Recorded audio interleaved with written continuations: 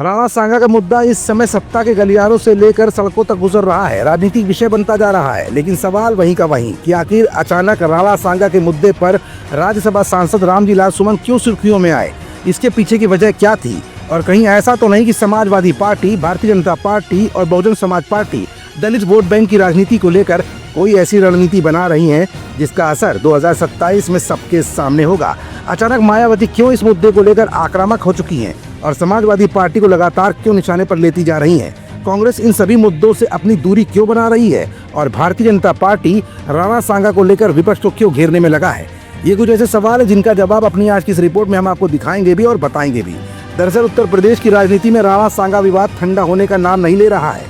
अब इस विवाद में बहुजन समाज पार्टी प्रमुख मायावती भी कूद पड़ी हैं। इस मामले में समाजवादी पार्टी प्रमुख अखिलेश यादव की टिप्पणी पर मायावती ने 1995 का गेस्ट हाउस कांड भी याद दिलाया था। बसपा प्रमुख ने कहा था कि आगरा की घटना के साथ इस पार्टी को 1995 में मेरे ऊपर करवाए गए जानलेवा हमले को भी याद कर लेना चाहिए। अब सवाल ये है कि मायावती इस विवाद में क्यों कूदी और उनको इतने साल बाद एक बार फिर गेस्ट हाउस कांड की याद क्यों आई। तो इसकी असली वजह मायावती अनायास ही यूं नहीं बोली। ये मायावती का जवाब अखिलेश की उस बात के लिए था क्योंकि अखिलेश ने कहा था कि सपा राणा सांगा की बहादुरी पर सवाल नहीं उठाती लेकिन हिंसा की निंदा करती है। साथ ही अखिलेश ने यह भी कहा था कि दलित होने के कारण सुमन के घर पर हमला हुआ। अब सवाल ये है कि एक बयान को लेकर भाजपा, सपा और बसपा इतनी तेजी क्यों दिखा रहे हैं। तो अब इस सवाल का जवाब भी जान ही लीजिए। दरअसल ये पूरी लड़ाई दलित वोट बैंक की है। भाजपा, सपा और बसपा तीनों चाहते हैं कि किसी तरह दलित उनके पाले में आ जाए। ये बयान और उत्तेजना भी अनायास नहीं है। तीनों दलों की ये एक सोची समझी रणनीति का हिस्सा है और मायावती का इस बीच आक्रामक होना यूं ही नहीं है। दलित लंबे समय तक बसपा का वोट बैंक रहा है। बसपा का प्रदर्शन 2012 के बाद से लगातार गिरता रहा। इस बीच उसके दलित वोट बैंक में भी सेंध लगी। पहले भारतीय जनता पार्टी ने उसमें सेंध लगाई।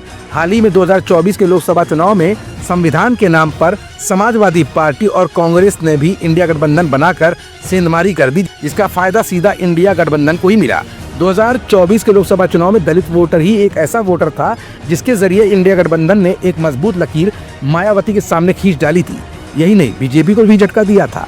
यही वजह है कि सपा दलित मुद्दों पर लगातार मुखर है और उनके प्रति सहानुभूति का कोई भी मौका नहीं छोड़ना चाहती है। रामजी लाल सुमन का बयान और उसके बाद अखिलेश यादव का बयान उसी रणनीति का एक हिस्सा है।